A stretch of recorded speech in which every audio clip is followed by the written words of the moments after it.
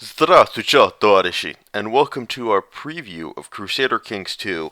And I gotta say, I'm really excited to bring this preview to you guys because I've been having a ton of fun with this game, and I'm happy to finally have the time to be able to sit down and show you guys some footage and show you guys why I'm enjoying it so much. But before I get into it, I should just state that this is a pre-release copy. This is I believe, a preview build. This is not the full version of the game. However, that being said, the game runs magnificently. I haven't had any crashes, any bugs, anything like that. It's all running it already as if it were a finished product, which makes me very happy and very optimistic about the release of this game. So let's just turn on our territory overlays and we can see the map of Crusader Kings II. Not as big as something like Europa Universalis, considering it's just North Africa, the Middle East, Central Asia, and then, of course, all of Europe, including Iceland. I don't know why to throw that in there. No Greenland, though, unfortunately. At any rate, something that is similar to Europa Universalis, however, is the return of the time slider, where you can just go over here and you can just go through the various years and see how states change and how the world changes based on which year you want to start in. And of course, you can start in whatever year is your preference. You can go through and you can see states break apart and new states being formed and smaller states being assimilated. You can kind of see the fall of the Byzantine Empire. It's very, very cool. And you can just have fun doing this for however long you feel like doing it. But for the purposes of our preview, we're going to go back in time. Oh my god. States are reforming themselves. And we're going to go back to the starting point, which is 1066, which is a year that just about everyone knows and is somewhat familiar with, and that is the year in which William the Conqueror was able to take over England, and that was the last year that a foreign power was able to invade England. And for the purposes of this preview, what I'm going to do is I'm going to play the life and times of William the Conqueror, and we'll start off as William the Bastard, who I believe he's the Duke of Normandy at this point in time, and currently he is at war with, I believe, both England, and I think he might be at war with Norway. I'm not entirely sure. We'll see when we get down there. So, once we work our way through the life of William the Bastard, that'll be the end of this preview. So I don't know how long that's going to take. It's going to depend on, if he gets sick or not, or people declare war on him, or he dies in battle, or what have you. In any case, let's begin. So here we are. Here is William the Bastard. Let's turn on our territory overlays because this is the one I'm most comfortable with. Obviously, we're not independent yet. One of the great things about Crusader Kings is you choose to play as a character, and that character doesn't necessarily have to be the head of a country. He can be a duke or a vassal or whatever else. He doesn't necessarily have to have any territory, which is one of the very cool things. And of course, you can gain your character territory through plots and espionage and intrigue or various other mechanisms. Or you can just be happy to fight for your vassal. Or of course you can be the king of the greatest and biggest country on the planet at whatever time, which I believe would probably be the Holy Roman Empire. I guess they're not really countries now. Might be not exactly the best word to use. At any rate, one of the great things I love about Crusader Kings is the ability to go through these various overlays, and they give you a lot of very good and very useful information. So, of course, this is just our territory overlay, which lets us see all the trees and everything like that. Our independent realms is, of course, the realms that aren't owned by anybody else and kind of have their own sense of sovereignty. You can go look at our diplomatic relations, who we're at war with,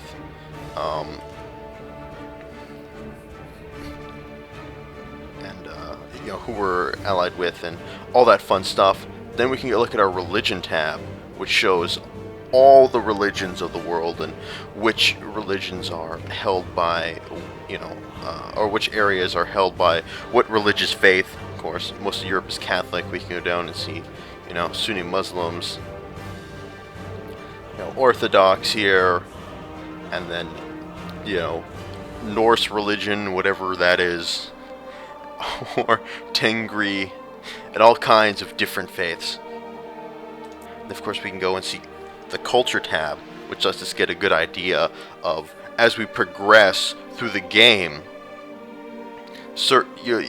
the culture which your kingdom represents will have an easier time dealing with provinces that are of the same culture as you, which makes logical sense. So we're Norman, of course England is Saxon right now. There's Frankish, German, Italian, Greek. Now, all these different overlays just give you a lot of information. I just love poring over them and seeing the different cultures and which different faiths hold which provinces. Then de jure duchies and de jure kingdoms are essentially natural kingdoms. So if you have, let's say you're France, and your de jure kingdom is obviously what is roughly modern day France. So that means you'll have an easier time making claims on a region like Brittany. You'll have an easier time assimilating those provinces and whatnot. So it makes it easier just to help create sort of the kingdom du jour. You'll have much easier time dealing with those provinces because they're just kind of natural extensions of your own country. Of course, we can go and we can see sort of where the natural kingdoms of the world lie. There's naturally Germany, Hungary, Byzantium, Italy, Egypt, Abyssinia, and so on and so forth. And the same thing exists with duchesses. A duchy or a duchy that is your, duchy du jour is just, it'll be easier for, the duke of that area to hold on to those territories and manage those territories and whatnot. And finally, we can just see the direct vassals of the various kings of the world. Anyway, those are the different tabs. I just love those tabs. They give you so much cool and interesting information. I know, I must sound like such a freaking nerd, like geeking out over like the tab overlays in this game, but they're just so awesome. At any rate, we can go and look through some of our other options and tabs that we have. Of course, is our council of important men, of our important vassals. And we have various different, positions we can appoint our vassals and family and friends to, such as Chancellor, Marshal, Steward, Spymaster, and Lord Spiritual. Our Chancellor is he's the diplomat. Marshal is, of course, dealing with military affairs. Steward is kind of, he deals with taxation a lot, so I can send him over here. I'll just have him, research economic technologies for now. Spy Master, spy espionage. And our Lord Spiritual is in charge of religious affairs. Of course, we can change our laws around, and these laws have various different attributes, and will change things, such as we can increase the feudal levies that our vassals will have to give to us, but that might that'll upset our vassals if we force them to give us more troops in times of war, or we can make them give us less, and their opinion of us will increase. And there's various different things like taxation and levies and all these happy, wonderful things. And there can be potential plots among your vassals to change the laws of your kingdom. So if you have, say, your feudal levies at maximum, maybe some of your vassals are displeased by that, so they can form a plot other vassals in your kingdom and other countries to change those laws. So maybe, of course, there's secession laws. So maybe one of your vassals wants to change the secession laws, so one of his sons is more likely or will become the king of the realm once you die. So he can go to other people and say, or other vassals and say, do you support my claims? Or he can go, say, if I'm England, he can go to France and he can say to France, hey, will you help me out if William the Conqueror refuses to change the secession laws? So he'll deliver you a letter and say, change the laws or we're going to go to war with you. And then, of course, the vassals that support him will join his side, and then France will join his side, and then it'll be a very bloody civil war. It's just, something that's happened to me. So, at any rate, this is our technology. Technology is not so emphasized in Crusader Kings because the period in which it takes place in is not exactly a period of massive technological advance. However, you gain incremental updates slowly. You can, of course, you can appoint your various council members to areas of technology to help research, whichever you desire. Of course, our military shows us who's in charge of the levies of our realm, and how much they've given us. Of course, we can choose to instantly raise levies from our own realms or from vassals. Intrigue, this is where we can devise the sort of plots that I spoke of earlier. Of course, I can choose an ambition for my character, which is kind of a lifelong goal. So maybe his ambition is to become exalted among men. There we go. That'll be his ambition for his life. Here's your diplomacy. Diplomacy is very similar to other Paradox games. Lots of the options are the same, and the way you fulfill them is very similar.